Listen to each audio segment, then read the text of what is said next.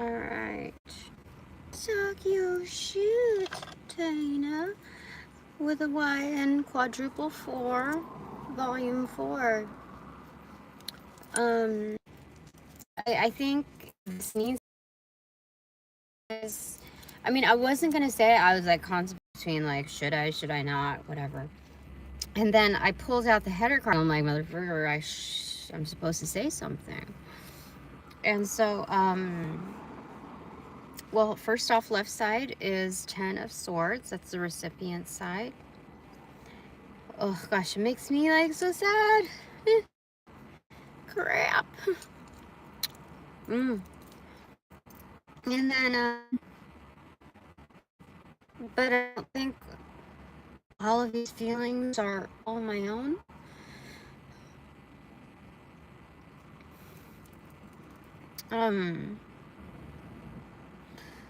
The right side is the doing side, Page of Swords. The learner, okay. Let me have my coffee for a second.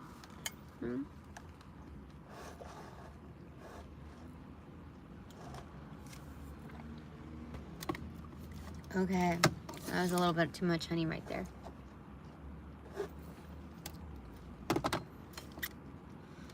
So what I do in my $1.07 iced coffee is I have it black with extra ice. It doesn't matter if it's hot or cold weather, just because it melts fast or quickly. And then I have my creamer and my honey on the side. I usually have 2 creamers and 1 honey that I put it in that order. I don't mix it, I just let it do its thing. And then I sprinkle some cinnamon on the top. That is what I do on the norm. And if there's no honey, then I don't have any sugar at all in it. Okay? That's it. And that does me good, okay? I recently had to do away with my coffee maker because it sat with water for quite a while. And it smelled like plant material after a while. I could not, even after cleaning it out like 4 times with vinegar, would not get back to norm. So, I mean, there's still other ways I can make coffee and whatnot, but all right, let's shoot back to this. Okay, I just had to change the subject for a second. Okay. So, talk your shit, Tina. Well, I think this is like dominantly true, especially receiving these cards. I'm in awareness. You see, this is when I lay it out. Okay, this is my right side. This is my left side. So I am seeing what's happening here. What the inbox, like what the invite, what the coercion was supposed to be led to. And it was supposed to be like, I'm not supposed to, like, people intended, like, plotted for me not to, like, how do I say it? Scoot me in a corner to the point where if I did not comply with their business standards of groveling and giving my energy constantly, unlimitedly, even during my personal hours,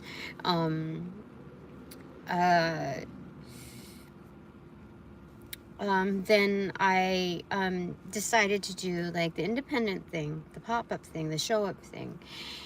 And so that pissed them off. And so there were certain employees to fuck around with my energy even more, and come to the point where they would find out where I would be, and they would pay off certain people to, like, organizers or whatnot, in order to ensure that I would not receive as many sales as I should have. Now that seems like a little weird, like, oh, you know, maybe like you're just, you know, upset you didn't get any sales. No, I had a lot of lookers, and my I price everything so that they're accessible. I have different tiers, and I don't compromise, you know, the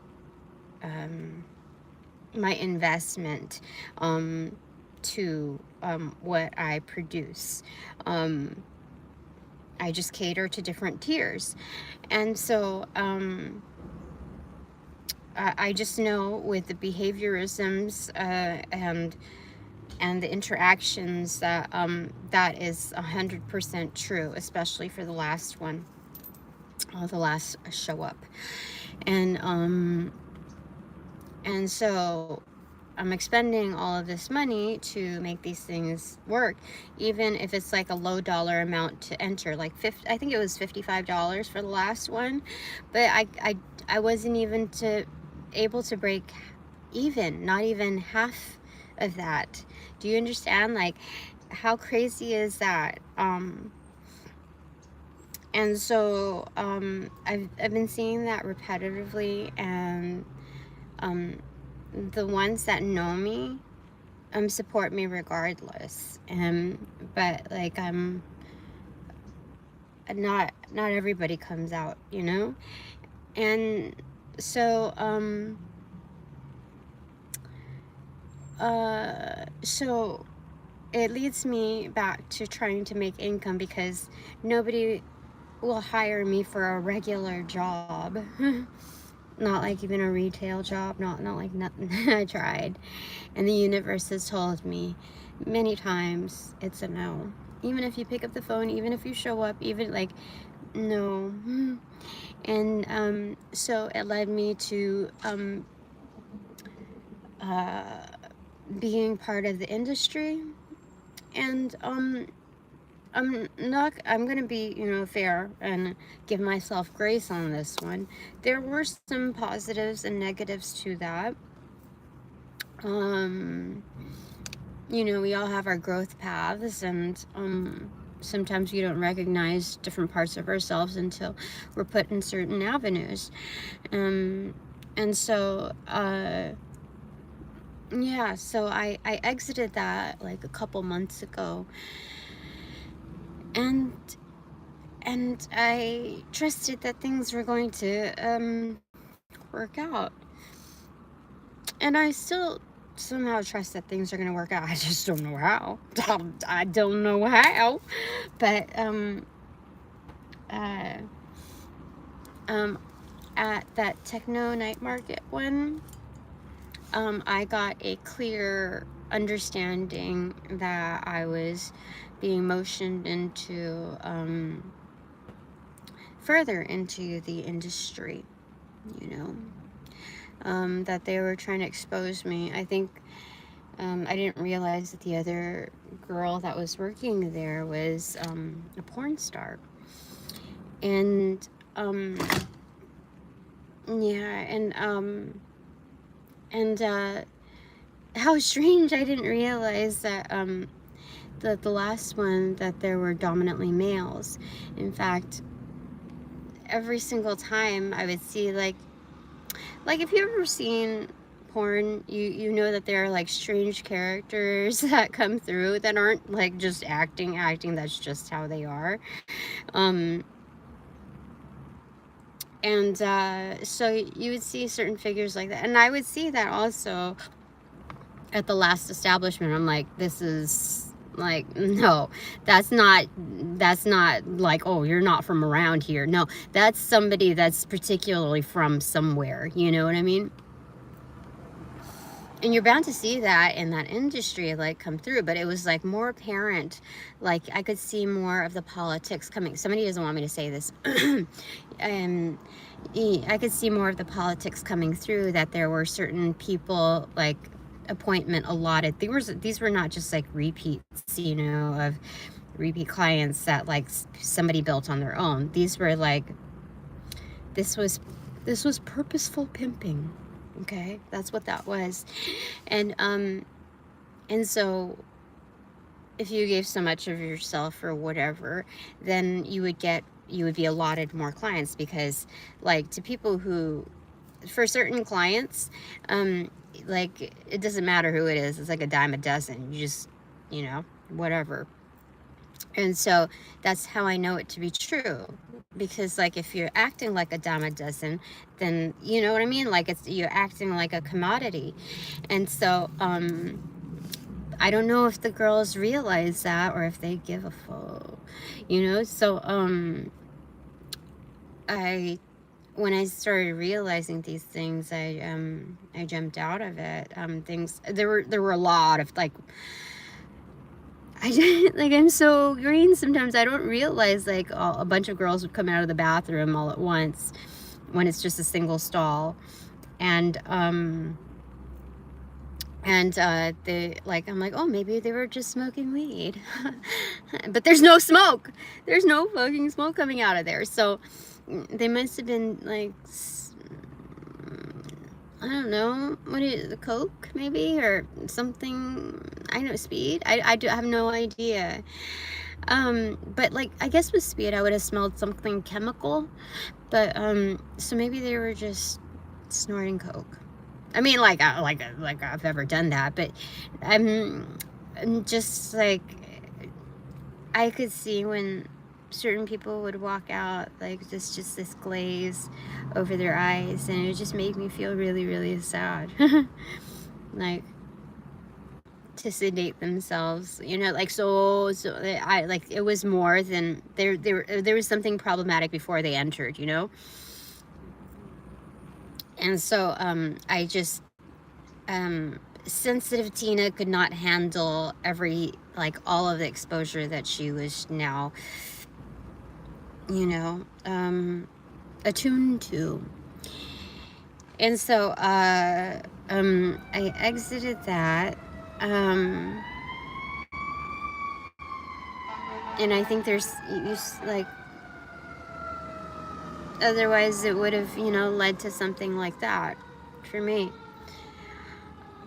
Now, I didn't get wrapped up in every single thing that the girls were doing, but I could tell certain characters were coming through that were, like, shopping around, you know. And so at Techno Night Market, when I was doing my independent, like, show up thing, like, here, I'm selling things, product and service, you know.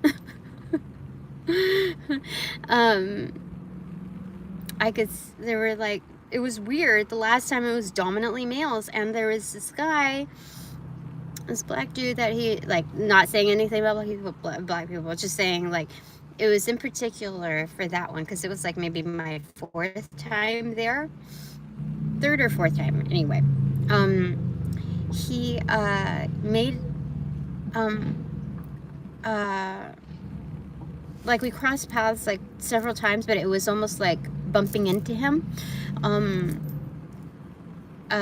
or, like, he would just, like, appear out of nowhere. It was just so weird, like, but his introduction was, he made it a point to introduce himself, but it was, like, very flirtatious, but it was also, like, not flirtatious just in a personal way. You could tell that there was something more behind it, and, like, lingering, like, almost like we were filming a scene, you know what I mean? Like, oh, you dropped that, you know, like that kind of thing. And 14:09 was on the clock. 14:09 to 14:14, back on the clock.